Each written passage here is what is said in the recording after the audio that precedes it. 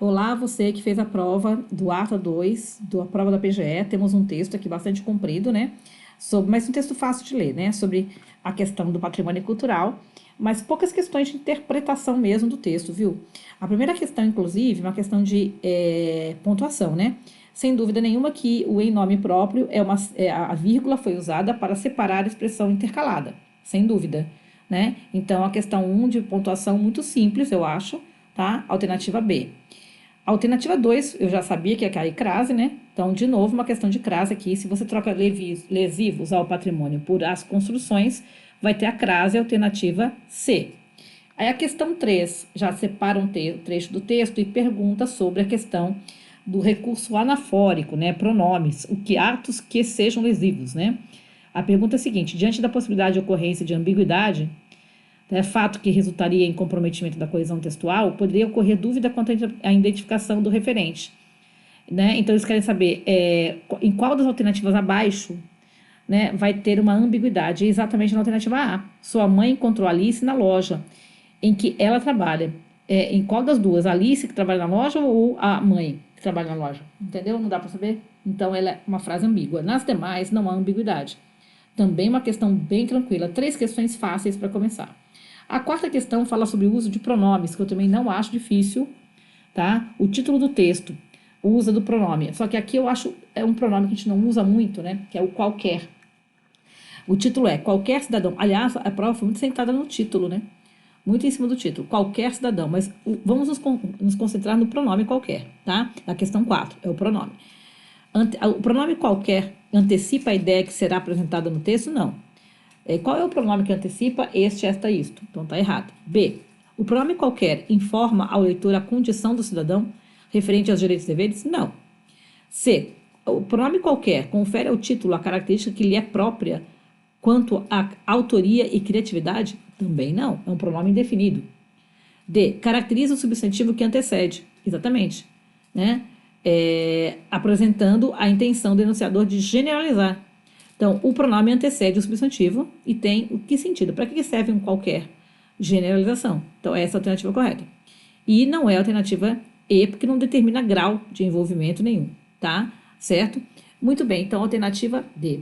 A questão 5 fala sobre um trecho também ali, né? E aí, efeitos de sentido produzido pelo emprego das palavras de acordo com o contexto. Então, vamos ver ali. Quando se fala bata as portas da justiça para a defesa de direitos e interesses, né, tem um sentido conotativo, né? A pergunta é a seguinte: a linguagem denotativa foi empregada de forma exclusiva? Não, errada. B, porque bater a porta da justiça é linguagem figurada. B, é possível reconhecer o emprego da expressão que caracteriza a linguagem conotativa? Sem dúvida. Essa aqui é muito fácil. Mesmo que as outras tenham dúvida, com certeza existe linguagem conotativa nesse tópico, tá? Nesse trecho. Por que a B está errada? Bom, primeiro por causa da história da ideia original. Quando se fala em defesa de direitos e interesses, tá, e necessária apresentação da defesa dos cidadãos, não é a mesma coisa. Essa troca vai mudar sentido. Defesa de direitos e interesses não é a mesma coisa que necessária apresentação de defesa dos cidadãos. Muda um pouco o sentido. Portanto, não mantém a ideia original. D. O emprego do vocábulo direitos e interesses indica um reforço da mesma ideia, não havendo distinção significativa. Direitos e interesses não é a mesma coisa, né, pessoal? Então, tá errado. E. É possível reconhecer o emprego de uma linguagem informal? Não tem nada de informal. Esse trecho está completamente bem escrito e não é uma culta. Tá? Então, portanto, a alternativa B, que é aquela que diz que apresenta a linguagem conotativa. Questão 6, sobre o título de novo, hein? A indicação de uma possibilidade sobre o título como um todo. Qual é o título? Qualquer cidadão pode acionar o judiciário para a defesa do patrimônio cultural, ok? Então, vamos lá. Alternativa A, sobre o título. A indicação de uma possibilidade demonstra que o assunto tratado no texto não reflete a realidade? Totalmente horrível, né? Não, de jeito nenhum. Claro que reflete a realidade. B, equivale ao tema. O título equivale ao tema apresentado no desenvolvimento textual, já que o título e tema possuem o mesmo significado? Não. Título e tema não possuem o mesmo significado, tá? Certo? Não são a mesma coisa, não possuem o mesmo significado. O tema é um tema geral do texto e o título pega uma parte do texto. D. Embora o título e tese apresentem conceitos diferentes, é verdade, tá? Até aqui tá ótima. Neste caso, a tese é expressa pelo articulador do título citado. Qual que é o articulador? Tá? Será que o qualquer é um articulador textual, né? Mas apesar de ter começado bem, essa alternativa ela carece de sustentação, porque a tese é expressa pelo articulador do título. Não existe tese no começo, não existe tese no título, entendeu? Quanto à expressão de modalização vocabular, que é o qualquer, pode-se reconhecer a possibilidade de uma ação objetivando determinado fim, que é exatamente esse, né? Qualquer cidadão pode acionar o judiciário para a defesa do patrimônio cultural. É uma situação genérica, certo? De um articulador verbal, sendo falado de maneira bem ampla, né? Então, essa alternativa. Aí, acho essa questão a mais difícil, hein? Só avisando. Muita gente poderia ficar entre a D e E, tá? É que o título não é tese, entendeu, pessoal? Bom, questão 7, vamos lá. A função sintática do termo. Olha que questão fácil. Os termos destacados a seguir possuem a mesma função sintática, exceto. Só existe uma alternativa em que o termo que está sublinhado está preposicionado, que é na alternativa A. Qualquer cidadão na B, a ação popular, tá? E o que se refere a engenheiros e a Carta Magna previu, todos eles são sujeitos da oração, menos o da ação, que é, tá? Em decorrência da ação, é um complemento nominal, um termo preposicionado. Então, alternativa A. Questão 8. Considerando a concordância verbal e nominal é de grande relevância para a observação da norma gramatical, assinale o trecho que há uma inadequação da concordância. Uma inadequação acontece na alternativa D, que violem. E para você entender isso, pessoal, você tem que voltar lá no texto e veja o que eu fiz aqui no texto. Olha que parágrafo muito longo, né? Pesado. Logo, tá aqui, tá vendo aqui, ó, vermelho e azul? Logo, todo ato omissivo ou comissivo que violem os direitos. E tudo que está em vermelho nada mais é do que um grande parênteses colocado para dizer quais são os atos omissivos e depois quais são os atos comissivos, entendeu? E aí o verbo tem que estar que violem. Isso é que dá colocar um verbo tão longe do seu sujeito, né? Acaba que fere a gramática. Então, deveria ser que violem. Essa questão aqui é uma questão pesada, eu acho que muitos erraram, porque ela é cansativa de ler, tá? Muito cansativa, tá bom?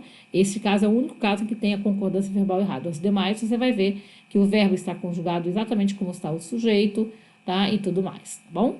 Bom, questão 9 diz: ainda em relação às relações sintáticas, muita sintaxe, hein, pessoal? Assinale a seguir a alternativa que apresenta duas orações, sendo que uma delas, e não apenas uma palavra ou expressão, exerce função sintática, a saber, substantiva. Eles querem a única oração que é subordinada substantiva, é aquela que eu troco por isso, né? Comigo, alternativa A, nós temos para propor uma oração final, de finalidade. B, por desvio, é uma ideia de causa. Na C, solidário, o qual, pronome relativo, então inicia uma oração adjetiva. D, nem tem oração subordinada. E a E, exatamente aqui, tá? É oportuno ressaltar que.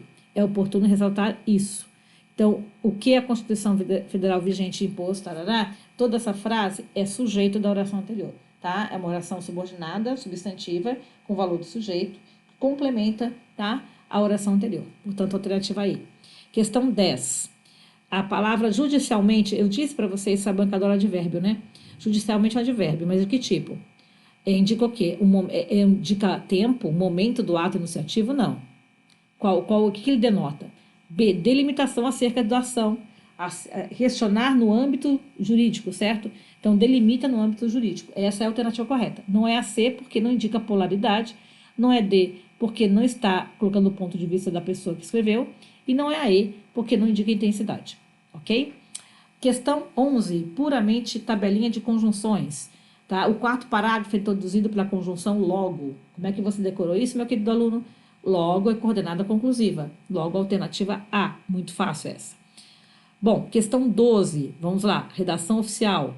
De acordo com o Manual de Redação Oficial do Governo do Estado, assinale a alternativa que apresenta a informação correta em relação ao emprego de determinadas expressões. Essa aqui é questão bem fácil, caiu tudo aquilo que eu falei em sala, né? Lembrando que, no novo aspecto da redação oficial, nada de palavras inúteis e expressões vazias, como outrossim.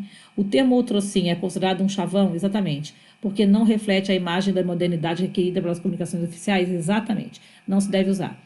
Na B está errado por quê? Porque diz que o respeitosamente e atenciosamente foram substituídos por sem mais um momento subscrevam-me. É exatamente o contrário, né, pessoal? Tá? O sem mais subscrevam-me é que foi substituído por respeitosamente e atenciosamente. C, diz que debalde, destarte são legais, refletem o domínio da norma padrão e vocabulário variado. Não, você não deve usar essas expressões porque são muito antigas, tá? E não demonstram vocabulário variado. E a expressão da D, vimos através desta, é horrível, não se usa mais, tá? E deve ser, né, banida, e vai contra a clareza e objetividade. A mesma coisa eu posso dizer da alternativa E, em tenho a honra de, tenho o prazer de, também totalmente fora do esquadro hoje de concurso público no que diz respeito à redação oficial. Então, uma questão bem fácil, bem em cima daquilo que nós propusemos a falar na aula de redação oficial, tá bom? Espero que você tenha gostado dos meus comentários. Lembrando que tem uma questão que eu acho difícil, que é a questão 6, sobre a questão do título. Eu acho uma questão um pouco confusa. E a questão 8 eu acho cansativa para o aluno ficar observando a concordância de frases muito longas e de um texto extremamente longo também, tá bom? Fora isso, normalidade mesmo, tá? Um abraço para vocês e até os próximos comentários. Nos vemos por aí.